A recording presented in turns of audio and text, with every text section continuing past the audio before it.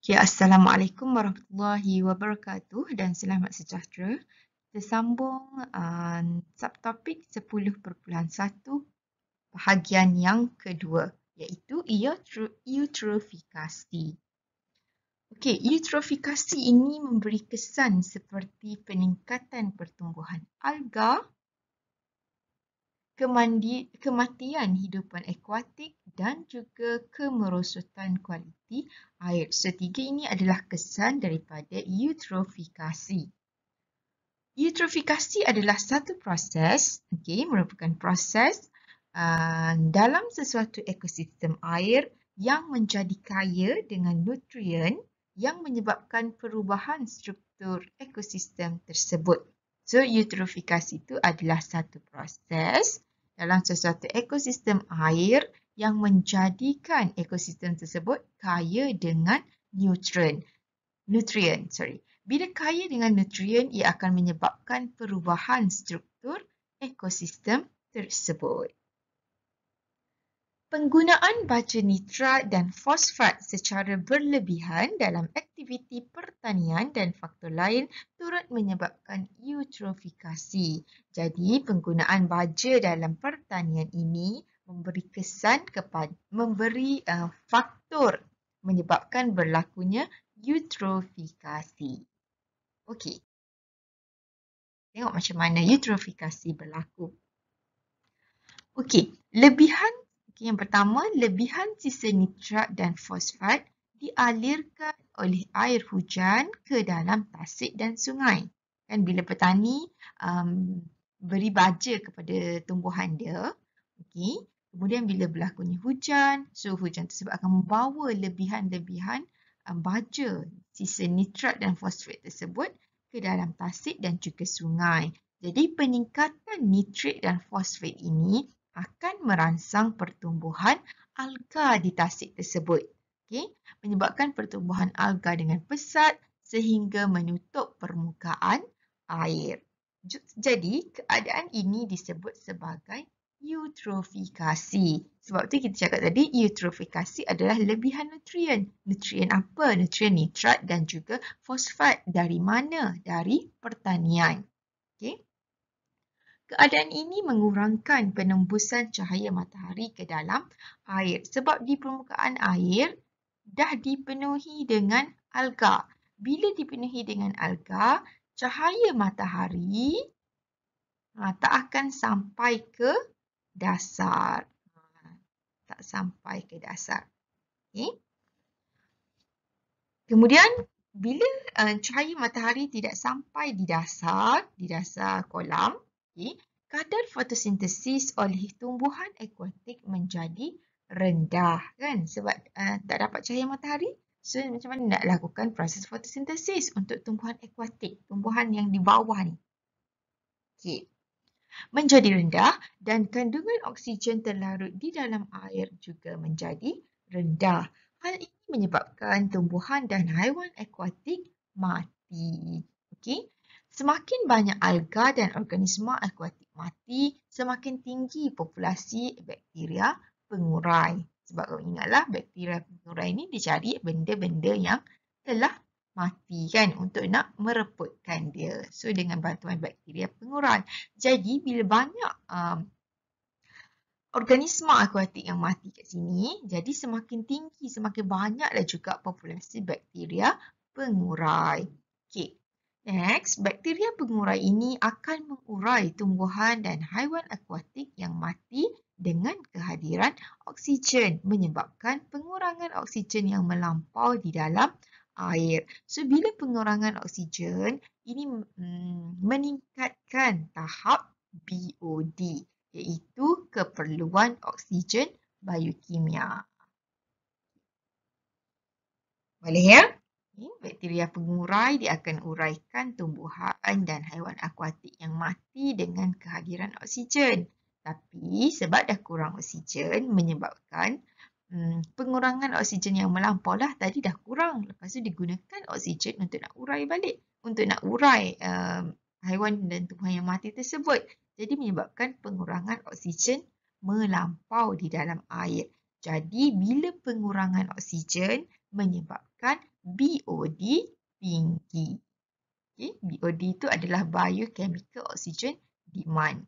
Keperluan oksigen biokimia. So, ini adalah faktor-faktor yang menyebabkan eutrofikasi. Ingat ya, kalau air tersebut kotor ataupun air tersebut kotor tadi, bakteria pengurai banyak, BOD tinggi. Ingat ni. Okey, faktor yang menyebabkan eutrofikasi, rumah teres dengan sisa deterjen dan juga fosfat masuk ke dalam sumber air. Rumah pangsa air kumbahan tidak terawat masuk ke dalam air. Loji kumbahan air kumbahan terawat masuk. Kilang bahan buangan domestik. Kebun nitrat dan fosfat. Kandang kambing najis haiwan. Kawasan pembinaan nitrat dan fosfat. Aktiviti perlombongan hakikat tanah. Semuanya akan berakhir di sumber air. Sama ada kolam, tasik ataupun sungai.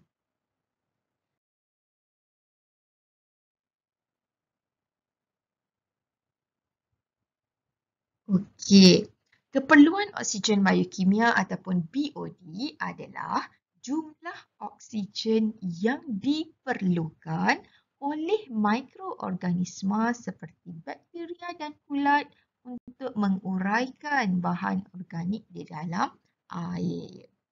Okay. So, tahap BOD yang tinggi menunjukkan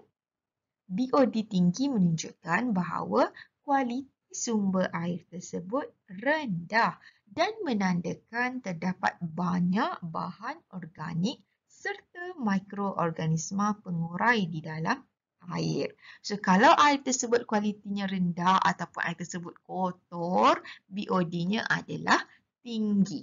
So, tahap BOD yang rendah pula menunjukkan kualiti air yang baik. Hal ini berlaku kerana kandungan oksigen terlarut adalah tinggi dan air tidak tercemar. So, dalam kualiti air yang baik, oksigen dia dah banyak, dah tinggi. Okey. Next, kita tengok pencemaran. 3 jenis pencemaran iaitu pencemaran udara, pencemaran terma dan juga pencemaran bunyi. Okey, pencemaran udara.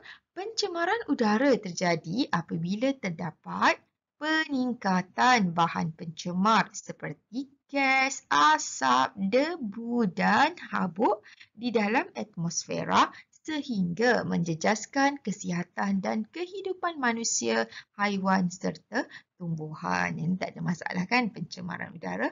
Bahan pencemar meningkat dengan pelepasan gas dari egsos kenderaan bermotor yang semakin meningkat. Pencemaran udara juga boleh berlaku akibat peningkatan pembebasan asap dari kilang perindustrian dan juga pembakaran terbuka. So, itu faktor yang menyebabkan berlakunya pencemaran udara.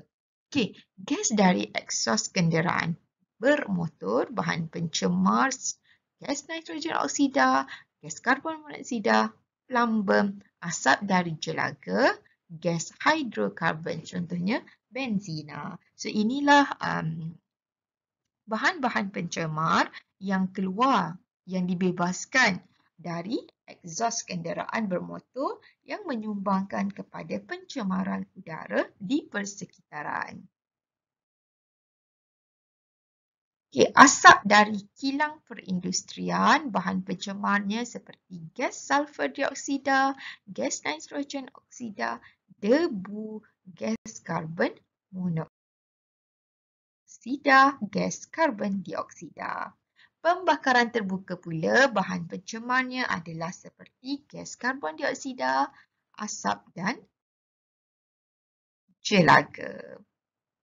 Okey. Disebabkan oleh pencemaran udara tadi biasanya akan menyebabkan hujan asid. So, hujan asid ini memusnahkan tisu daun dan mereputkan akar tumbuhan. Peningkatan keasidan air pula akan mengurangkan populasi plankton yang menjadi sumber makanan ikan.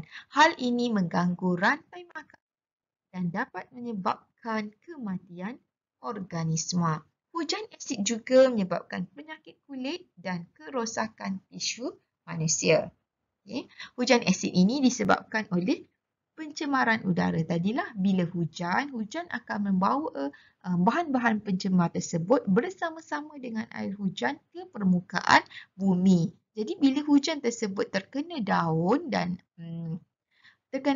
dia boleh memusnahkan tisu daun. Okay. Bila jatuh ke sungai, ke tasik dan juga ke kolam akan menyebabkan air tersebut bersifat asid. Jadi bila air bersifat asid, dia akan mengurangkan populasi plankton. Bila kurang populasi plankton, plankton tu makanan ikan. Jadi makanan ikan berkurang akan memberi kesan juga kepada ikan. Mungkin ikan juga akan mati. So itulah yang dikatakan mengganggu rantai makanan dan menyebabkan kematian organisma.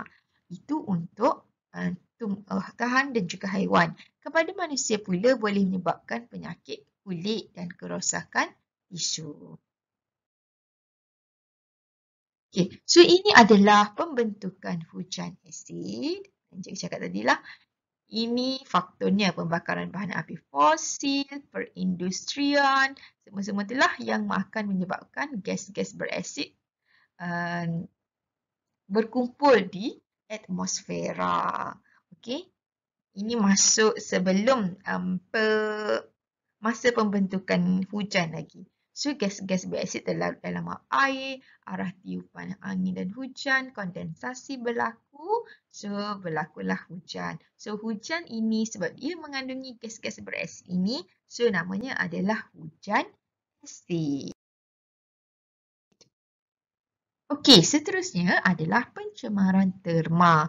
Pencemaran terma merujuk kepada kemerosotan kualiti air akibat penyingkiran haba yang berlebihan ke dalam air disebabkan oleh proses yang mengubah suhu air. Pencemaran terma adalah suhu. Jadi pencemaran terma ini merujuk kepada kemerosotan kualiti air disebabkan oleh penyingkiran haba. Bila penyingkiran haba yang berlebihan ke dalam air menyebabkan suhu air tersebut menjadi panas. So, itu yang dikatakan proses yang mengubah suhu air. So, air digunakan sebagai ejen penyejuk untuk menyejukkan generator di dalam kilang industri dan stesen jana kuasa elektrik. Okay. Air panas yang terhasil disebabkan oleh pencemaran terma ini, kemudiannya disalurkan kembali ke sungai atau ke tasik dan ini menyebabkan pencemaran terma. Peningkatan suhu air sungai tidak sesuai dijadikan sebagai habitat akuatik lagi sebab panas kan. So apabila suhu air meningkat, oksigen terlarut di dalam air pun berkurang dan ini menyebabkan berlakunya kematian haiwan akuatik dan menyukarkan kemandirian hidupan akuatik. So itu kesannya akibat daripada pencemaran terma. Okey, pencemaran terma juga akan mengganggu dan membahayakan kehidupan organisma dan alam sekitar. Peningkatan suhu air ini akan mengganggu proses biokimia di dalam organisma akuatik kerana biasanya ikan dan haiwan akuatik yang lain hanya boleh hidup dalam julat suhu tertentu sahaja. Bila dia melebihi julat ataupun suhu terlalu tinggi, dia akan mengganggu organisma akuatik tersebut. Itu yang boleh menyebabkan kematian. Okey, sebagai contoh, peningkatan suhu air dapat menyebabkan telur ikan berkemungkinan menetas lebih awal ataupun gagal menetas.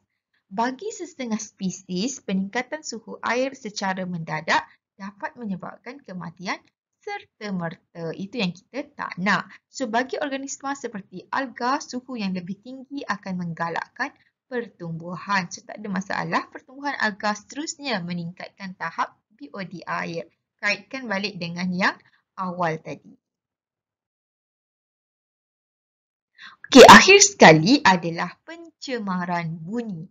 Pencemaran bunyi adalah bunyi yang mengganggu serta mendatangkan keburukan kepada kesihatan manusia dan juga haiwan. Bunyi kenderaan, aktiviti pembinaan, mesin pertanian dan industri serta bunyi muzik yang kuat dari majlis keraian merupakan satu bentuk pencemaran bunyi. Pendedahan kepada bunyi bising secara berterusan dapat menyebabkan masalah kesihatan berkaitan tekanan seperti tekanan darah tinggi, penyakit kardiovaskular yang dikaitkan dengan jantung, kemurungan dan juga sakit kepala. Itu kesan daripada pencemaran bunyi. Okey. Penuh manusia itu kan. Ledakan pertumbuhan populasi ialah peningkatan jumlah manusia yang tinggal di kawasan tertentu. Okey, ledakan. Dah nama pun ledakan, mestilah peningkatan jumlah manusia yang tinggal di kawasan tertentu. Oleh sebab pertumbuhan populasi bertambah dengan pesat, pengurangan sumber alam sekitar juga akan berlaku dengan cepat yang membawa kepada penyahutanan. Sebab bila tingginya jumlah populasi manusia yang tinggal di situ, mestilah memerlukan keperluan asas juga. Bila memerlukan keperluan asas yang tinggi, terpaksalah tebang semua pokok-pokok. Ataupun itu yang dinamakan proses penyahutanan yang kita dah tengok minggu lepas. Bukan minggu lepas, awal minggu hari itu, hari Isnin. Kehilangan biodiversiti dan juga pemanasan global. Kawasan hutan ditebang bagi menyediakan keperluan asas manusia iaitu penempatan, pembangunan, pertanian dan kemudahan kepada jumlah penduduk yang semakin meningkat.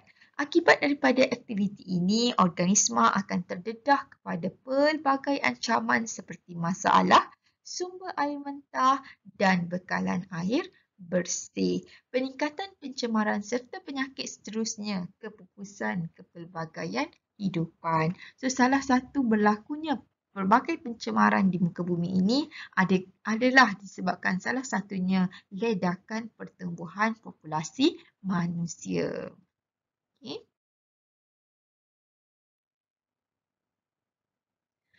Permintaan air dan sumber daripada penduduk setempat tidak dapat diuruskan sepenuhnya dengan sumber alam sekitar yang ada di kawasan tersebut.